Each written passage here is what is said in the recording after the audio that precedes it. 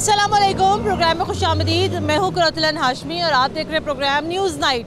आज हमारा प्रोग्राम बड़ा मुख्तलिफ है। आज के प्रोग्राम में हम ज़रा लोगों से बात करेंगे और आज के प्रोग्राम में मैं पर्टिकुलरली लोगों से यहाँ पर ज़रा ये जानने की कोशिश करूँगी कि हमारे मुल्क में लोगों के लिए सीधे रास्ते पर चलना कितना आसान है, या हमारे लोगों को अपने मुल्क में मौजूद सिस्टम के ऊपर कितना भरोसा है, कितना यकीन है। कितनी दफ़ा ऐसा होता है कि हमारे लोग, हमारे शहरी किसी सरकारी दफ्तर में जाए और वहाँ पर उनका काम बग़ैर किसी सोर्स के, बग़ैर किसी सिफारिश के, बग़ैर रिश्वत के हो जाए। आइए पहले ज़रा यहाँ पर लोगों से जानते हैं कि जनरली उनका आइडिया क्या है अपने सिस्टम के बारे में, अपने निज़ाम के बारे में। ज़रा यहाँ बात करते हैं। अस्सलाम वालेकुम। वालेकुम सलाम। भाईजान क्या रिक्शा चलाते हैं? हाँ जी, रिक्शा चलाते हैं। कितना अर्सा हो गया रिक्शा चलाते हुए? यही तकरीबन 7-8 साल हो गए। 7-8 साल में रिक्शा चलाते हुए एक चीज़ जो आपको बड़ी बुरी लगी हो अपने इस निज़ाम के बारे में, सिस्टम के बारे में, जनरली क्या आपको लगता है कि आप सोचते हैं यार मैं रिक्शा ड्राइवर हूँ, लेकिन अगर ये चीज़ ना हो ना तो मेरा रिक्शा चलाना बड़ा सौखा हो जाए? यही होता है जी कि अपना चीज़ें सस्ती हो जाएं, गैस सस्ती हो जाए, ठीक है, तो हमारे लिए आसान हो जाए, ताकि सवारी नहीं है। बाज़ार में तो खाली पड़े हैं, बाज़ार महंगाई इतनी है, बाज़ार खाली पड़े हुए हैं। वार्डन ने कभी रोका? ठीक है, वार्डन भी रोकते हैं, जाहिर सी बात है। चालान कितनी दफ़ा हुआ है? चालान तो काफ़ी दफ़ा हुआ है। दूसरी बात ये है कि अभी जब हम रोड पे खड़े होते हैं तो कोई भी मिसाल के तौर पे हमें कह देता जी आगे निकालें जी, आगे निकालें जी, ठीक है, कोई गाड़ी वाला पीछे आके हाथ देता है। अब गरीब आदमी का कोई एहसास नहीं करता ये बात। आपको लगता है कि आप रिक्शा चलाते हैं, वार्डन है, वार्डन रोकता है, कभी कोशिश की है कि मुकाव कर लो वार्डन के साथ, या हमेशा चालान भर देते हैं? हाँ जी, चालान भर देते हैं। मुका तो कोई करता है, कोई नहीं करता। जाहिर सी बात है, उसमें कुछ वार्डन में भी क्वालिटीज़ हैं कि कोई वार्डन ऐसे हैं तो कुछ नहीं है। तो कभी रिश्वत दी है? नहीं, कभी रिश्वत नहीं कभी नहीं दी रिश्वत। ठीक है, आगे बढ़ते हैं। अस्सलाम वालेकुम जी। वालेकुम सलाम। कितना आपको क्या लगता है, अब आज हम लोग बात कर रहे हैं कि हमारे मुल्क में लोगों के लिए काम करना कितना मुश्किल है। जी बिल्कुल। हम कहीं भी जाते हैं ना, कोई लंबी लाइन लगी हो, हम ना फौरन अपने किसी जानने वाले को फ़ोन मिलाना शुरू कर देते हैं, भाईजान हमारी बारी पहले करवा दें, या तो बड़ी लंबी लंबी लाइन लगी हुई है, हम इंतज़ार नहीं करते अपनी बारी आने का। आप बताएं, कभी किसी सरकारी दफ्तर जाना हुआ है, वहाँ पे आपने किसी से कोई फेवर लिया हो, या सब अच्छा है कि रिपोर्ट लेकर आते हैं? लेकिन हम जब सरकारी दफ्तर जाते, अगर वहाँ पे अगर ताल्लुक भी ना हो, मतलब दुआ सलाम भी नहीं हो, तो फिर तो वो भी कहता है खान भाई ज़रा इंतज़ार करो 1 मिनट, अफसर नहीं आए, वो आ जाएगा इंशाल्लाह, जो हमसे आपकी जो भाईबंदी जो तावन होगा हम करेंगे। लेकिन हमें आगे अफसर से ऑर्डर नहीं है, तो अफसरों ने तो उनको तो हम कुछ, क्योंकि अवाम तो ये तो सबको पता है, सब मुल्क को। हम तो यही चाहते हैं कि चलो जो भी अवाम को सहूलत गुर्बत ना हो, और मतलब अवाम भी खुश हो और वज़ीर आज़म भी खुश हो और अवामों को भी सहूलत मिल जाए, ये तो एक से बढ़ के आता है जी। जनाब हम तो कह रहे जी, पहले तो कहते हैं जी इमरान खान तो ऐसे वैसे प्लाना है, चोर है, मतलब एक दूसरे से दावे ला रहे थे। अब तो हमारी वज़ीर आज़म नवाज शरीफ साहब आया है, मतलब उसके भाई इनके सिस्टम पे कितना यकीन है आपको? इनके ऊपर सिस्टम अगर होता ना तो आपके सामने अभी तो महीने भी नहीं गुजरा है, हर चीज़ों के डबल कीमत बढ़ रहे थे। हम तो इसके लिए शहबाज शरीफ साहब को नहीं बुला रहे थे कि यार हम यही काम में अपने सहूलत मिल जाए, यार गुर्बत ख़त्म हो जाए, हर सब गरीब अमीर एक अवाम होना चाहिए। पाकिस्तान में रहते हुए या लाहौर में रहते हुए आपको लगता है कि हमारे लिए सीधे रास्ते पर चलना कितना मुश्किल है, बग़ैर किसी रिश्वत के, बग़ैर किसी सिफारिश के काम करवाना, अगर हम जाए तो हो सकता है? यार बात अगर सच जो दिल को अल्लाह ने जवाब, रिश्वत की बात तो अभी फ़िलहाल कोई जिधर भी जो मतलब अगर काम होता था कोई कानूनी मुताबिक होता तो कर जाता, लेकिन रिश्वत की बात नहीं आई थी। हाँ जी, लेकिन ये वे आपकी बात सही है, जहाँ जिसकी ताल्लुक होगा उसकी उतना ही जल्दी काम होता था। बात ये है ताल्लुक होगा मतलब जिसके साथ MP MNA आगे पीछे होगा तो उसका काम। तो आपको क्या लगता है कि बगैर ताल्लुक के हम लोग आगे क्यों नहीं बढ़ सकते? बगैर ताल्लुक के क्यों नहीं बढ़ना चाहिए, लेकिन ये हमारा मुल्क है, हमारा मतलब पेशा, हमारी जान है, हमारी माल है, क्योंकि हम अपने मुल्क की जब गुलामी नहीं करेंगे तो किसकी गुलामी करेंगे। ठीक है, आगे बढ़ते हैं, गुफ्तगू को थोड़ा सा मजीद आगे यहाँ बढ़ाते हैं। अस्सलाम वालेकुम जी। वालेकुम सलाम। आज का प्रोग्राम हमारा ना बड़ा मुख्तलिफ भाईजान। आज हम प्रोग्राम में बात कर रहे हैं कि हमारे लिए सीधे रास्ते पर चलना मुश्किल है, आसान है पाकिस्तान में रहते हुए। आपको क्या लगता है? क्योंकि हमारे यहाँ ना माजरत के साथ मिसालें भी ऐसी मौजूद है कि हम कहीं जाते हैं, लोग ये कहते हैं पैसे दिए बगैर काम नहीं होता। अगर हमने ड्राइविंग लाइसेंस बनवाना हो तो वहाँ पर भी जब तक आप फ़ोन न करवाएं ड्राइविंग लाइसेंस नहीं बनता। नादरा जाना हो वहाँ काम नहीं होता। आपने कभी कोई ऐसी कोई चीज़ एक्सपीरियंस की है जहाँ पे आपके लिए कोई काम करवाना बड़ा मुश्किल हो गया हो? ऐसा तो कोई नहीं हुआ। हाँ। शनाख्ती कार्ड बनवाने गए हैं, हाँ। बन गए हैं। FRC फार्म बनवाने गए हैं, वो भी बन गए। अच्छा। लाइन में लगना पड़ता है, वैसे हाँ। काम हो जाता है। काम हो जाता है। लाइन में कितनी देर लगना पड़ता है? कभी कभी तो जल्दी हो जाता है। हाँ। कभी घंटा 2 घंटे खड़े होने पड़ता है। लेकिन आपको ये नहीं लगता कि वहाँ पर आपने लाइन में देखा होगा ऐसे भी बीच में लोग आते होंगे जो ऊपर से पहले फ़ोन करवा कर आते हैं? ज़ाहिर गाल है, उनके लोगों के तल्लुक होता है, कोई हाँ। आ जाते हैं फ़ोन करवा के। हाँ। मिलने वाले होते हैं उनके, आ जाते हैं, वो काम करवा लेते हैं आगे। तो आपको ऐसा नहीं लगता कि बगैर ताल्लुक के भी तो काम होना चाहिए? सब लोगों को एक जैसा तरीके से लेके चलना चाहिए। वो मैंने आपको पहले कहा, लाइन में लगना पड़ता है। हाँ। काम हो जाता है। हाँ।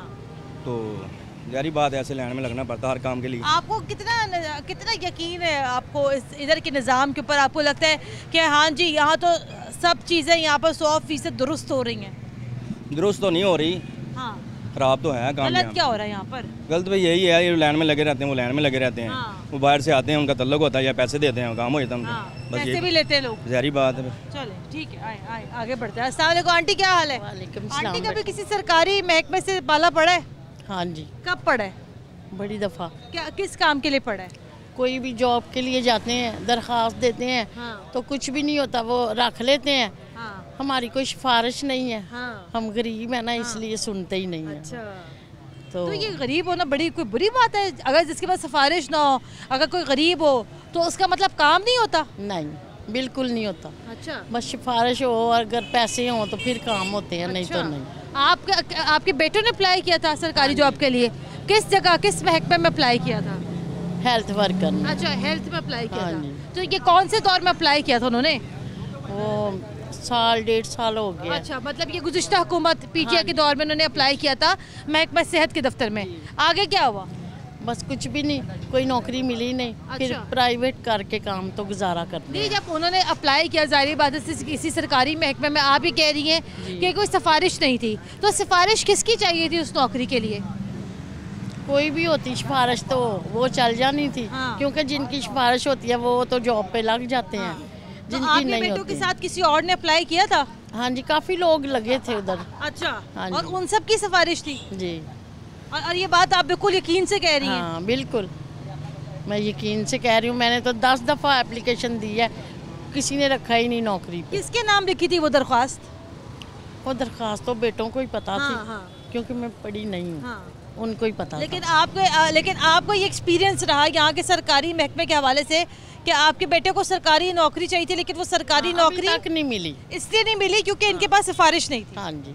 तो आपको क्या लगता है कि अगर आपके पास अगर सिफारिश होती तो आपके बच्चों की नौकरी होती? हाँ जी, मिल जानी थी। मिल जाती। लेकिन अब मुझे ये बताएं कि इतने सारे लोग हैं इस मुल्क में, अगर किसी के पास सिफारिश नहीं है, और अक्सर हम ये भी सुनते हैं जनाब वो फलानी पोस्ट पे लगना है तो पैसा दो, अगर वो किसी के पास पैसा ना हो, किसी के पास सिफारिश ना हो, वो क्या करेगा इस मुल्क में? वो कुछ भी नहीं कर सकता, वो थक के बैठ जाएगा बस। अच्छा। यही होगा और कुछ नहीं करेगा, क्योंकि हर जगह सिफारिश चलती है, पैसा चलता है। हाँ।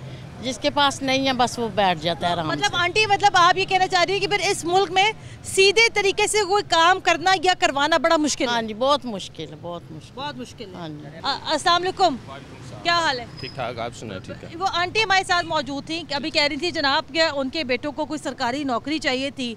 आज के प्रोग्राम में हम बात कर रहे हैं रवैयों के ऊपर। मतलब हम किसी जगह जाएं, किसी महकमे में जाएं, बगैर सोर्स के, सिफारिश के, रिश्वत के हमारा काम हो सकता है या नहीं हो सकता? बिल्कुल भी नहीं हो आंटी ये सकता। कह के गई है जनाब वो उनके बेटों को हेल्थ डिपार्टमेंट में नौकरी चाहिए थी, लेकिन सिफारिश नहीं थी तो नौकरी नहीं मिल सकती। सिफारिश के बगैर हमारे मुल्क में कोई भी निज़ाम नहीं चल सकता, क्योंकि हमारे हुक्मरान बिल्कुल भी जो है ना वो अवाम को कुछ समझते नहीं है। ठीक है, ये भी अवाम को समझते हैं एक भिखारी, ठीक है, जिन्हें सिर्फ अपनी इज्जत, रोटी कपड़ा और मकान चाहिए, इज्जत का ख्याल नहीं है। अच्छा, आपका कभी किसी सरकारी महकमे में या किसी भी प्राइवेट महकमे में कोई ऐसा कोई हुआ है, आपको किसी ऐसी चीज़ का कोई सामना करना पड़ा है जिसके बाद आपको लगा कि नहीं यार काश मेरे पास सिफारिश होती, पैसा होता, कोई ताल्लुकात होते? तकरीबन मैम हर महकमे में सिफारिश चलती है, हर महकमे में सिफारिश के बगैर कोई काम ही नहीं है। यहाँ पे तो हमारे सीनियर सिटीज़न के लिए भी कोई इन्होंने एहतमाम नहीं किया हुआ।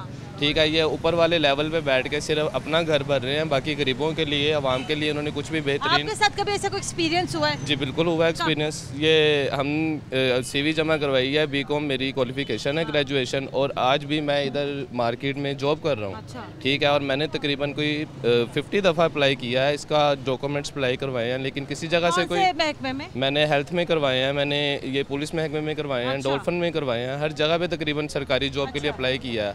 वही बात वही आ गई, या रिश्वत की या सिफारिश की, इसके अलावा तो है नहीं। आपको जो है इन्होंने शॉर्ट लिस्ट क्यों नहीं किया 50 मरतबा अप्लाई करने के बावजूद? यही तो बात आपसे कर रहे हैं कि वहाँ पे तो रिश्वत चलती है ना, या रिश्वत चलती है या सिफारिश चलती है, इसके अलावा काम ही नहीं हमारे मुल्क में। आपके साथ किसी और ने अप्लाई किया था, उनका किसी का हुआ? तकरीबन हम 6 से 7 लोग थे, और एक लड़का था जिसने उसमें मास्टर किया हुआ था, उसकी लगी है जॉब, और उसकी जॉब भी तकरीबन अभी 2 साल हो गए उसको काम करते हुए। उसको 6 माह बाद 9 माह बाद जाके 2 महीने की सैलरी मिलती है, कोई 3-4 महीने उसके नीचे फिर कैसे रख लिया? मतलब उसकी तालीम के ऊपर रखा है? मैं आपसे बता रहा हूँ कि अभी उन्होंने 3 माह का उन्होंने एग्रीमेंट दिया है कि फिर वो फाइनली चले जाएगा। अभी उसको उन्होंने ना बिल्कुल नॉर्मल जॉब पे रखा हुआ है, जो उसकी सैलरी भी तकरीबन 9 माह बाद 6 माह बाद जाके उसको ना 2 महीने की सैलरी देती हैं, बाकी सब नीचे लगा देते हैं कि कोई नहीं, 3 साल बाद जब आप पक्के हो जाओगे उसके बाद हम आपको रखेंगे। उसकी इतनी मास्टर ग्रेजुएशन के बाद भी अगर वो पोलियो के कतरे अप्लाई घरों में जाके या वैक्सीनेशन लगाए कोरोना की, तो ये तो उसकी स्टडी की नहीं है ना बुनियाद कि उसको इन कामों के लिए गली मोहल्ले में धकेला जाए। अच्छा। काम तो ये है ना कि उसको अगर उसने मास्टर किया है, इतनी महंगी स्टडी हासिल की है, तो उसके बाद उसे एक अच्छी जगह पे अच्छे पॉइंट पे बिठा के उसको देखा जाए कि ये किस कारकर्दगी का लेकिन बच्चा। आपको ये लगता है कि आप इसलिए कामयाब नहीं हुए इन सरकारी महकमों में? रिश्वत और सिफारिश की वजह से हम कामयाब नहीं हो सके, और जैसे हमारा ये माहौल है, दुनिया का माशरा है, जब तक ये काम रहेगा तब तक हमारा कोई भी निज़ाम सीधा नहीं हो सकता। यानी कि हम लोग कभी निज़ाम के ऊपर ही बात कर रहे हैं, मतलब आपको फिर निज़ाम के ऊपर फिर आपको यकीन नहीं? निज़ाम पे यकीन ही नहीं है। जब इम्पोर्टेड हुकूमत चल रही है, जब हमारा निज़ाम ही सारा यूरोप चला रहा है, अमेरिका चला रहा है, तो हमारे यहाँ पे निज़ाम कैसे चल सकता है? कोई निज़ाम नहीं। अस्सलाम वालेकुम जी, जैसे ये भाई बता रहे हैं, आंटी भी यहाँ बता रही हैं, आज के प्रोग्राम में हम बात करें जनाब सीधे रास्ते पे लोग कैसे चलें। हम तो चले, हम तो लाइनों में भी खड़े होने के लिए तैयार हैं। आगे से बंदा कहे तुम्हारी कोई सिफारिश है, कोई रुपया लगाओ, फिर क्या करें? कुछ लोग हैं जो सीधे रास्ते पे चलना चाहते हैं, लेकिन जो हमारी इस वक्त करंट गवर्नमेंट है ना, वो सीधे रास्ते पे चलाना ही नहीं चाहती। ताल्लुक है सिफारिश है जनाब, उसके बगैर हम इस माशरे में कम से कम सर्वाइव कर सकते हैं या नहीं कर सकते? लेकिन भाई बगैर सर्वाइव नहीं कर सकते आप, के बगैर सर्वाइव नहीं कर सकते भाई। यहाँ पर क्या के बगैर ताल्लुक और रिश्वत के बगैर आप इस माशरे में सर्वाइव कर ही नहीं सकते। ब्रेक ले लेते हैं, ब्रेक के बाद दोबारा हाजिर होते हैं, हमारे साथ रहेगा।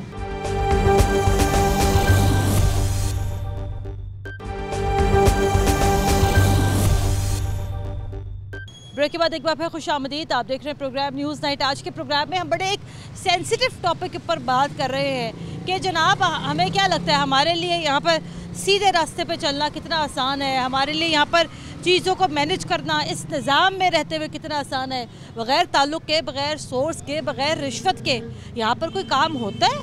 जानते हैं चाचा जी, क्या हाल है? अस्सलाम वालेकुम। वालेकुम सलाम। हाँ चाचा जी, कोई कभी किसी सरकारी बंदे से पाला पड़ा है? बेटा साडा की पैना सारे कोई साथ नहीं जे। ये 76-73 साल की मेरी उम्र है। हाँ। ये मेरे हत्थां दे नाल खेडण वाले ने। ये कोई साथ नहीं, कोई अल्लाह रा बंदा आवे खमीमी वर्गा जड़ा इन्हां दा बेड़ा गर्क करे। अच्छा चाचा जी, कभी किसी सरकारी महकमे में गए, लाइनों में कभी लगे? लगदे हैं पुत्र, जाने हैं गए उत्थे जेड़े भी कहंदे ने पैसे दिओ ते काम कराओ। बुढ़े बंदे लैना च ला के बिल जमा कराउण जाते उत्थे भी 150 दिओ ते बिल जमा कराओ। वाकई बड़ा गलत गल नहीं। असीं अल्लाह नूं जान देनी, किसी को साडा अल्लाह तो सिवा कोई नहीं इस दुनिया ते। बिल देने भी जाते हैं तो वहाँ पर भी पैसे वहाँ ते भी 50 रुपये 100 रुपया दिओ गार्ड नूं ते कहेगा लैन च लग जा, नहीं तो लम्मी लैन के आ। अच्छा। ये पुत्र हाल है इस मुल्क दा, की करिए। तो चाचा जी फिर ये कैसे ठीक होगी ये चीजें, मुल्क कैसे ठीक होगा? अल्लाह मेरा करेगा। ये जड़े ने ना ये लुट के लै गए ने सानू, देखो सारा पाकिस्तान ही लुट के लै गए। अच्छा मेरी बात सुन, अगर आप 150 ना दें बिल जमा कराने के लिए तो फिर क्या होगा? जुर्माना आ जांदा पुत्र। अच्छा नहीं, आप फिर लाइन में नहीं खड़े होते? होई दा जी, जिन्नी फिर जो साड़ी वारी आनी 28 बंदे बाद कहना जी टाइम खत्म हो गया तो फिर पुत्र की करिए, जुर्माना लगेगा। मतलब ये बात यहाँ पर हम ये कह सकते चाचा जी कि ये तो मजबूरी है। पूरी थी है ਅਸੀਂ ਕਹਿੰਦੇ ਆ ਆਉਣ ਵਾਲੀਆਂ ਨਸਲਾਂ ਦਾ ਅੱਲਾह ਭਲਾ करे। अस्सलाम वालेकुम, क्या हाल है, क्या करते हैं? इधर ही अंदर मेरी शॉप है। अच्छा, हाँ जी। कभी किसी सरकारी महकमे पे गए? सरकारी महकमे में गया हूँ मैं। गैर सरकारी, गैर सरकारी, कभी किसी जगह पे देकर मेरे भाई पैसे देके कोई काम करवाया? हाँ जी, हर जगह पे पैसे लेते हैं, पैसे के बगैर कोई काम ही नहीं करता। कहाँ ले पैसे ले रहे? हर जगह पे हॉस्पिटल में चले जाएं, किसी भी जगह में अपनी वालदा के टेस्ट कराने थे, वो बाहर जो पीएन बैठे थे वो कहते पैसे दोगे तो आगे जाके आपके काम होगा। किसी भी जगह पे चले, जनरल हॉस्पिटल में चले जाएं, जिना हॉस्पिटल में चले जाएं, प्राइवेट चले जाएं, पैसे के बगैर होता नहीं। इधर हमारे नज़दीक अपनी मेरी अभी वालदा इतनी बीमार है, अली क्लिनिक गई थी टाउनशिप में भी, और वो बंदा ऐसा है कि मैं अपनी वालदा को लेकर गया और उसने क्या किया, जाते जाके ड्रिपें शुरू कर दी हैं। कहते ड्रिप लगवाओ, और सारा दिन हमें रख के ना, और शाम को 15,000 का बिल बना पकड़ा दिया उसमें। ये अली क्लिनिक इधर टाउनशिप में है, गिरजा चौक के पास। किसी से भी पूछ लें, मतलब सरकारी हो प्राइवेट हो सारे पैसा करके वो वालदा को 4 ड्रिपें लगाई हैं और उसने 15,000 का बिल बना के हाथ में पकड़ा दिया। गरीब आदमी, हम रोजी रोटी आपके पास बड़ी मुश्किल से गुजारा हो रहा है, और उसने जो ना इतना बिल बना के दे दिया। हम ये कैसे उम्मीद रखें कि यहाँ पर सब कुछ अच्छा होगा? गवर्नमेंट हॉस्पिटल में जाएं तो वो इतनी लंबी कतारें लेने लगी होती हैं, वहाँ बारी नहीं आती। वो कहते हैं 2-2 माह का टेस्ट का टाइम देते हैं, 2 माह बाद आइए जी, वो लिख के देते हैं 2 माह बाद आइए। वो तो पहले आ जाता है, वो तो सिफारिश है, सिफारिश के जरिए या पैसे के जरिए जो काम करवाते हैं। हम गरीब आदमी जो रोटी रोजी का पैसे कमा नहीं सकते, कैसे उनको रिश्वत चीजें कैसे सही होंगी? मुल्क का निजाम कैसे ठीक होगा? मुल्क का निजाम अल्लाह ताला के ऊपर ही है। फिलहाल छोड़ा आदि हो गए ना, हमें पता है जनाब, हम इतनी लंबी लाइन में कैसे लगे। ओ जी जरा फलाने को कॉल कर दो, फलाना अगले कॉल कर दे, ओ जी मेरे जानन वाले आ रहे हैं, इन्होंने जरा पहले निपटा दो। जो पीछे वाला है वो तो मुंह देखता रह जाता है, अरे भाई ये क्या हो गया मेरे साथ। यही मसला है, वही बता रहा हूँ ना, यही मसला है कि हम जब मैं अपनी वालदा को लेकर उनसे बैठा खड़ा नहीं हो जाता। वो लाइनें इतनी लगी हैं, वो यही काम हो रहा था, मैं लड़ पड़ा उधर। वो कह रहे पीछे से आई जा रहे हैं बैठे हो, तो दूसरे को वो पता चला वो पैसे लेके काम करवाई जा रहे हैं। ये मसला बना, हर जगह पे महंगाई इतनी हो गई है। और ये देख लें, ये जब ये हुकूमत आई, इनका भी यही मसला है। वो हुकूमत पहले थी, उसने भी यही काम किया हुआ था। अब ये आपको लगता है कि ताल्लुक और सिफारिश के बगैर हम नहीं अब आगे बढ़ सकते? कुछ भी नहीं हो सकता। अच्छा, और ये देखिए कि कितनी ये बुरी बात है, मुझे गरीब आदमी की बिल्कुल इधर सुनने वाले नहीं। अच्छा, और जब हम लोग ये टॉपिक डिसाइड कर रहे थे, मैंने कहा पता नहीं इस लोग इस टॉपिक के ऊपर कैसे बात करेंगे, लोगों को ये वाला टॉपिक समझ में आएगा भी कि नहीं आएगा। मतलब जाहिर बात है, हमारे यहाँ लोग बड़े कंफर्टेबल है, महंगाई के ऊपर बात कर लें, फलाने सियासत के ऊपर बात कर लें, इस तरह के टॉपिक्स के ऊपर मुझे वैसे यकीन नहीं आ रहा कि लोग बात कर रहे हैं और लोग बात करना चाहते हैं।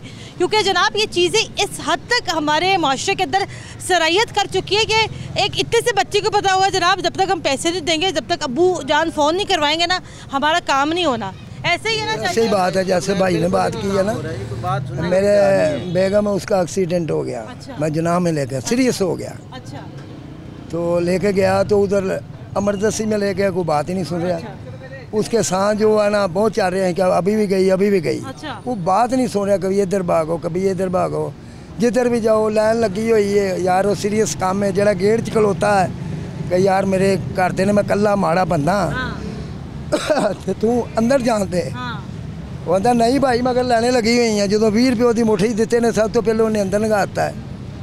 उधर जो मैं गया है, उन्होंने कहा जी देखो कैसे सांस चल रहे हैं, बड़ी में डॉक्टर आई उथे, ਉਹਦੇ मैं हथ जोड़े, मैं क्या बेगम साहब देखो मैं माड़ा बंदा, मैं दवाई नहीं लिया सकता। यकदम एक्सीडेंट हो गया, किराए तो मैंने इसरा मेरे को पूरे टेस्ट पे ने, वो ये ना समझन जेडे बैठे ने आवाम वैसे ही करती बरखलाफी या वोटां के हिसाब नाल। ना मैं पूरा सबूत दे सकता, मेरे को कागज एक पर्ची बात। आपने गार्ड को 20 रुपए दिए? फिर अंदर गया, वो नाल ही उन्हें क्या कुछ, मैं समझ गया, मैं क्या ला 20 रुपये यार। उन्हें कहा चलो जाओ जाओ। वो जो मैं अंदर गया वहाँ जाके उत्थे पाया, कोई बात नहीं सुने, ले जाओ बस टीका लगा दिया, पा दे, ठीक हो गया। फिर अल्लाह के फरीते बेच ही होंगे ने। एक डॉक्टर सी उत्थे, उन्हें कहा नहीं ये बहुत माड़ा बंदा है कि ऐसे करो कि इसको ऊपर शिफ्ट कर दो। लेकिन आपको लगता है कि अगर उस टाइम अगर आप वो 20 रुपये ना देते गार्ड को, मर जाती उत्थे। वो मैं सुनता था कि दवाई हथों बंदा मर जाता है, लेकिन मर जाता ए दौर च मर जाता है। या वाक भी होवे जेड़ा फोन चलता है, ते या पैसा होवे। जनाब ये तल्ख हकीकत है जनाब, मेरे तो यकीन नहीं आ रहा, बल्कि इनकी बात सुन के तो यकीन करे मेरे रोंगटे खड़े हो गए कि 20 रुपए इन्होंने गार्ड के हाथ में दिया। और क्या करे, मैं वही कहती हूँ जनाब, निज़ाम को बदले, इस सिस्टम को बदले। हमें बताओ कि जनाब हमने अस्पताल जाना है, हमारा इलाज होगा, हमें 20 रुपए देने की ज़रूरत ही नहीं पड़े। भाई क्यों दे 20 रुपए, इलाज शुरू करे, बंदा मर रहा है। लेकिन जनाब मुट्ठी जब तक गर्म नहीं होती ना, चीज़ें नहीं सही होती। ब्रेक लेनी है, ब्रेक लेनी है, ब्रेक के बाद दोबारा हाजिर होते हैं हमारे साथ।